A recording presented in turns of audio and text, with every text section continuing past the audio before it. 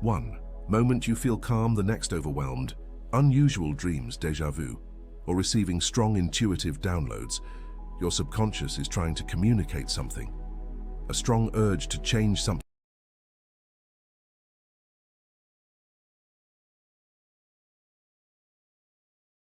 After Donald Trump's epically humiliating clash with President of Ukraine, Volodymyr Zelensky, he then decided to put a cherry on top of the nastiest milkshake we've had, which is kicking Zelensky out for daring to advocate for the survival of his country.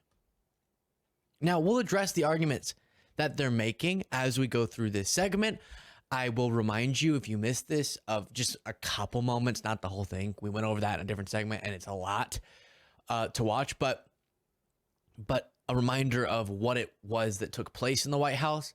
I have apparently the clip that we didn't yet get to of what set JD Vance and Trump off, which makes their behavior even more embarrassing, because Zelensky was being totally reasonable throughout this press conference, and they acted like he did something disgraceful. I'll show you Trump's statement, some right-wing responses, all these different things being described as one of the most humiliating moments for a U.S. president in American history, one of the most. And it's stunning that we're living through this, and I'm horrified.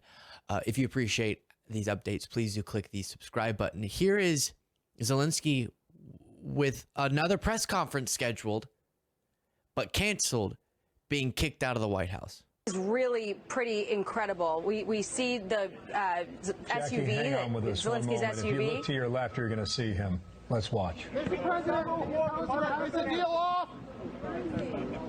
President Zelensky, can you tell us what happened?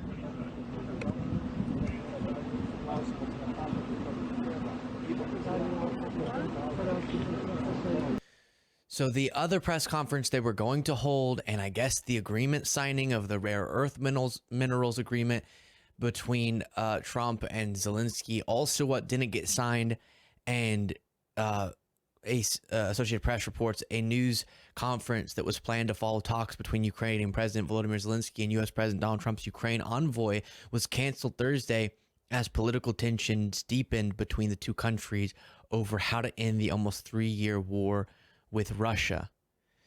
And Trump wrongly but repetitively blaming Zelensky for the invasion of his country. You are probably thinking, if he keeps doing this, there must be a logical reason. What is it? There's not. Trump's parroting Putin's talking points like, oh, it's totally fine he invaded because he didn't like the idea of Ukraine becoming a part of NATO. Number one, he doesn't get to say such a thing. You don't get to invade and try to take over a country because you don't like their decisions of which alliances they're in. Not a thing. Can't do that. That doesn't make your argument acceptable, doesn't make the invasion reasonable. And number two, it was increasingly becoming clear it wasn't on the horizon, in the near term for Ukraine to become a part of NATO.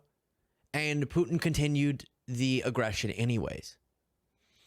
But here is a statement from Trump. He said, "We had a very meaningful meeting in the White House today. Much was learned that could never be understood without conversation under such fire and pressure. It's amazing what comes out through emotion. I have determined that President Zelensky is not ready for peace if America is involved because he feels our involvement gives him a big advantage in negotiations.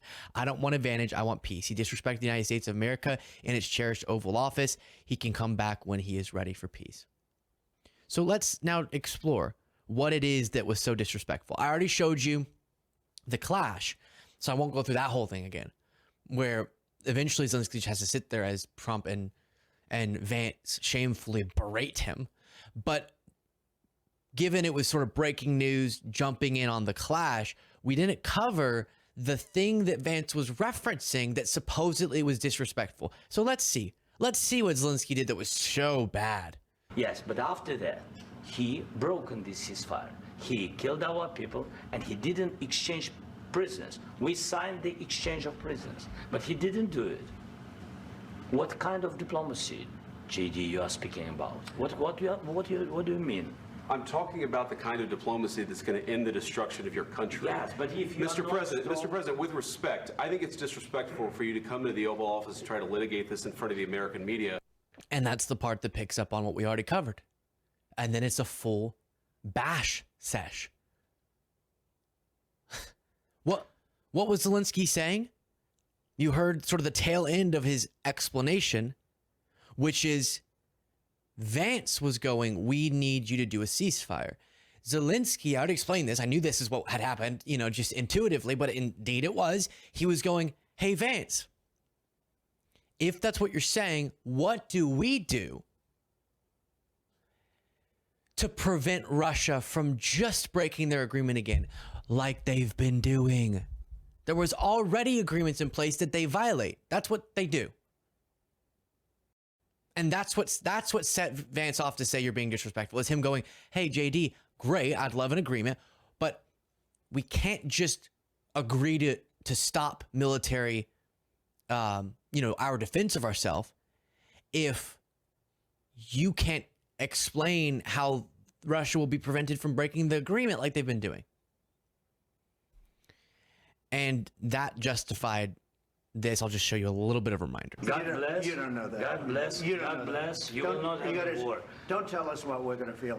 We're trying to solve a problem. Don't tell us what we're going to feel. I'm not telling you. Because I'm you're in no answering on this position to question. dictate that. That's exactly Remember what this. you're doing. You're in no position to dictate what we're going to feel. You We're will- going to feel very you will good. feel influenced. We're going to feel very I'm good and telling very. you. All right, and then they shouted. As Zelensky's just saying, you can't. It's so simple. We JD goes, we just want the agreement that stops. We want diplomacy that stops the destruction of your country.